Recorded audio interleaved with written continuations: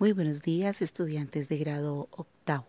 Bienvenidos a su clase de contabilidad esta mañana del 8 de julio de 2020.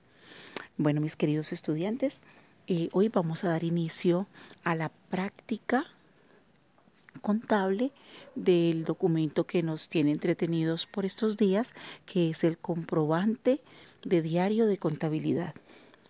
Les recuerdo que con nuestro ejercicio práctico contable vamos a elaborar 4 comprobantes de diario de contabilidad.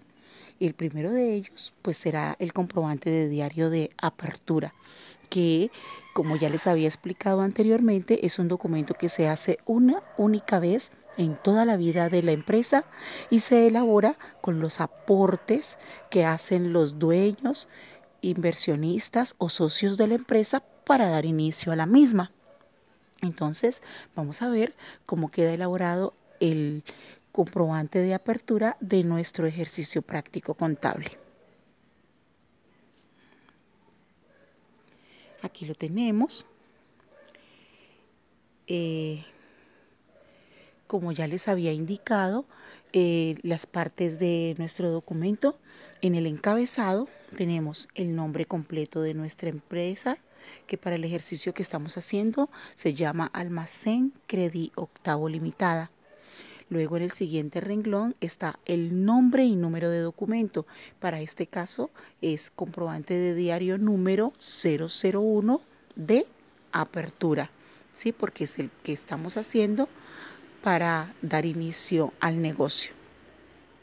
Y la fecha, que para el caso de nuestro ejercicio tomé como ejemplo de fecha 1 de marzo de 2020.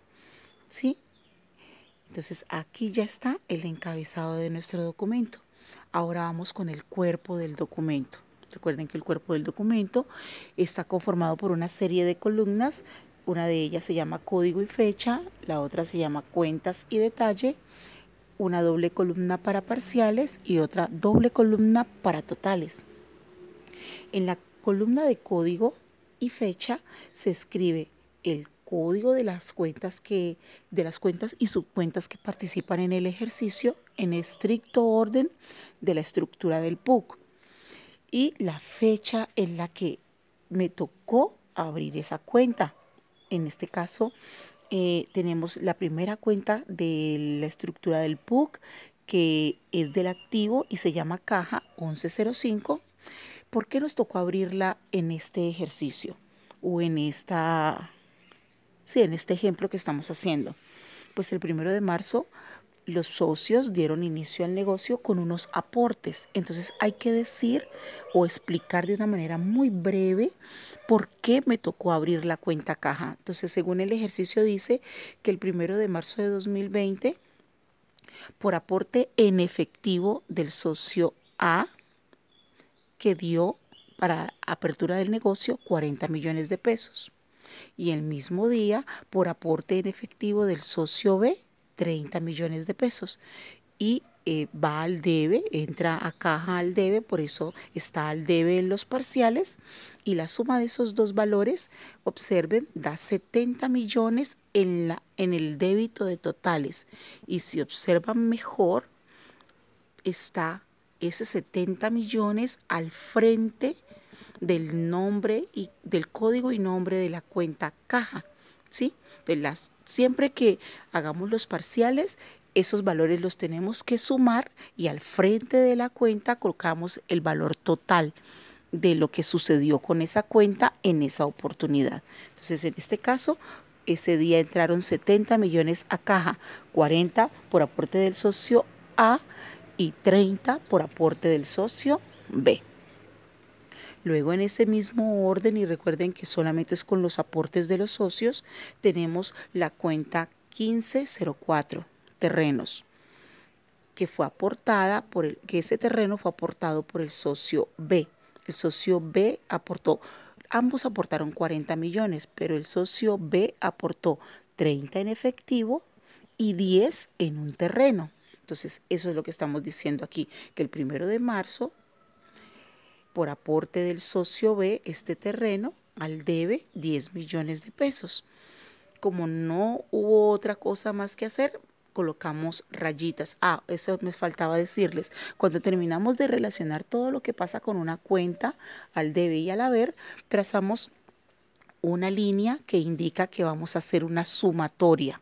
Entonces, como ya no tenemos más nada aquí en terrenos, pues trazamos una línea y colocamos al frente de la cuenta y código el valor total en débitos, 10 millones de pesos.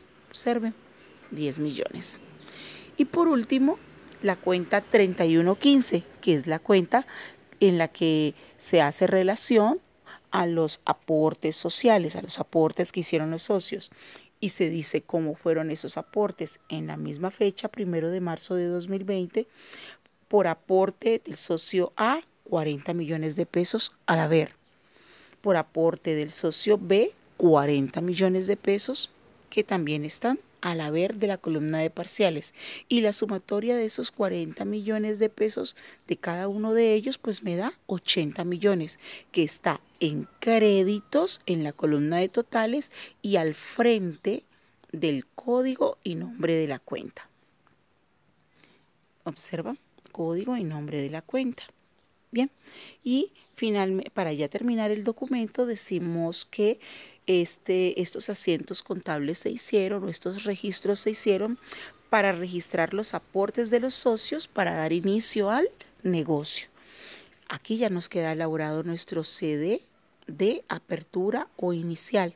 Como ya no va a ir más ninguna otra información en este documento, trazamos una línea, como ustedes observan, una en horizontal, otra en diagonal, atravesando las columnas, para indicar que ahí ya no se puede escribir ninguna otra información. Recuerden que dentro de los requisitos o aspectos legales de los documentos no debemos dejar espacios interlineales o espacios que permitan que alguien malintencionado escriba información en nuestros documentos. Entonces es por eso que se hace esa raya allí, esas rayas, para que ya nadie más escriba ninguna otra información.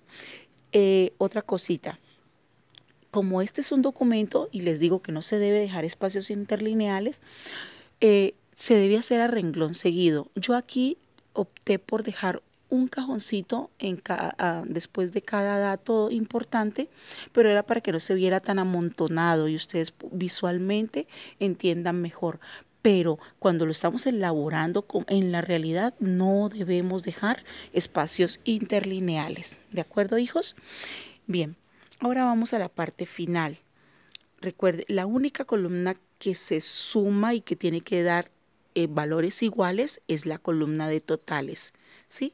La columna de totales es la única que se lleva a sumatoria y en este caso nos dio 80 millones en débitos y 80 millones en débitos y 80 millones en créditos. Ese valor de 80 millones que está escrito en números también tiene que estar escrito en letras.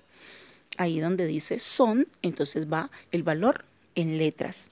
Y las firmas o iniciales de los nombres de las personas o funcionarios de la empresa que tienen que ver con la legalización del documento.